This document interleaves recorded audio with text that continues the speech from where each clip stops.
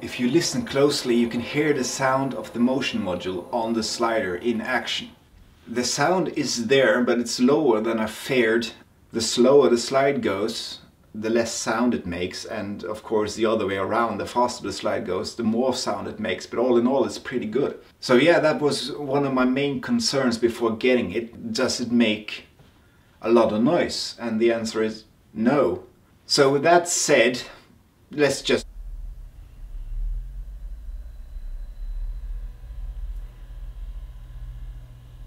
I have used the motion module, the SliderONE and the FlextiltHead now for a couple of weeks, and I must say they deliver what they promised based on the commercials I've seen online. They work really well, and I don't regret picking them up for a second. I'm gonna show you in this film some examples and some shots I made, and hopefully by the end of it you can see for yourself whether it's worth picking up or not. My main concern when ordering the SliderONE was whether it was too short with its 6 inches. But I quickly discovered that whether it's short or not actually depends on the creativity and the framing of each shot and how you use it. Sometimes it works really well, and sometimes, well, let's just say that the result is somewhat lacking. But it's mainly my own fault for not thinking the shot through in the first place. Certain situations it's just not worth it at all. The motion module is controlled by your smartphone using an app. The app itself is intuitive and it's easy to use, and it works really well on my old iPhone. I got an iPhone 4, so I can only imagine that it works even better with a newer model. I have not run into any problems yet using the app on the iPhone, besides my phone dying in freezing temperatures and it loses its Bluetooth connection. In that case, the slider stops sliding, and that's not good. I also discovered that if you turn off the app during a slide, that's no problem. But if you move the phone to another room way off from the slider, it loses its Bluetooth connection. In that case, the slider also stops sliding. So I'm not sure if that is the case for everyone, but in my case that was a bit annoying until I discovered that you have to keep your phone close to the slider. And otherwise you'll ruin your shots, and that's not fun at all. This is the shutter cable. For the most part I use the integrated time-lapse function in my GH4. I calculated the time it took and set the slider accordingly so it kind of synchronized without using the cable. But I tried it both ways, and both ways work fine. I use Lightroom to create some of the time lapses you see in this film, and they work really well. But for the most part I stuck with the integrated system within the camera itself. It's much easier to use, and you get your time lapses right away after you shot them, so you can see whether you did something wrong, or if you're happy with the shot or not.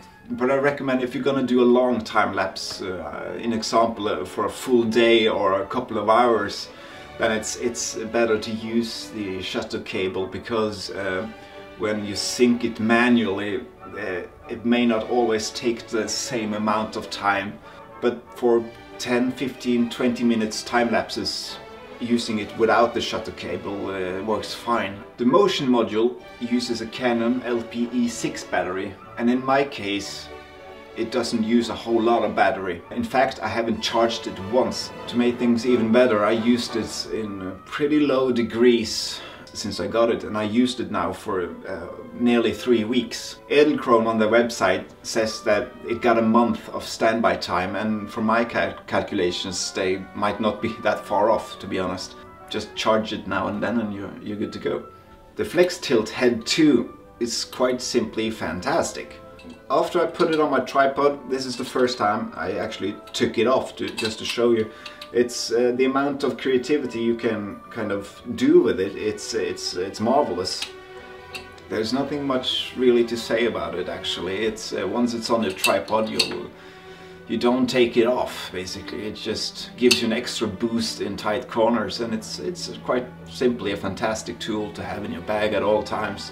Using the slider manually is alright, I guess. There are probably much smoother ones out there. I don't have a lot of experience in sliders, but in my brief testing time with using it manually, it works pretty well. It has a wheel to adjust the friction and a wheel to lock it in position. It's pretty self-explanatory. These shots are shot without the motion module, so you can see for yourself. It may be a bit of a learning curve to use the slide manually, but I recommend doing the slide a number of times and then do it a bit faster than you would normally do it, and then slow it down in post, because I think the faster you go, the more easy it is to get a fluent motion. So try to move as fast as you are comfortable with, getting that fluid motion, and then slow it down in post. And I think the result would be a bit better. The main reason I picked up the SliderONE is that because it's so small, it's really easy to travel with. It fits perfectly into your camera bag, and it's a really helpful tool to bring along on your photo journeys, or whatever you want to call them. You can use it in tight corners, opening up for some dramatic shots. Setting up a slide shot is quick, and once you get a hang of it, it doesn't require a lot of preparation. The motion module is of course equally as small as the slider, so this will also fit perfectly in your backpack.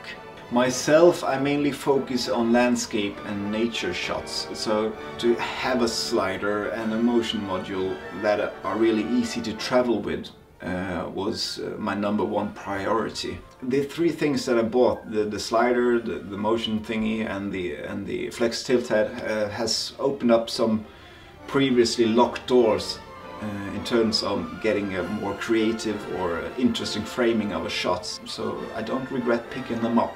So, I hope this film gave you somewhat of an idea whether to get the things or not. There are probably a lot of questions that I didn't answer in this film. If you leave them in the comment, I'll try to answer them there to the best of my knowledge. I'm not a super expert, but I've tried to test it in various locations, situations, and in my experience it works really well. So, thanks for watching, and I hope you enjoyed my first review ever. And until next time, good luck out there and happy shooting!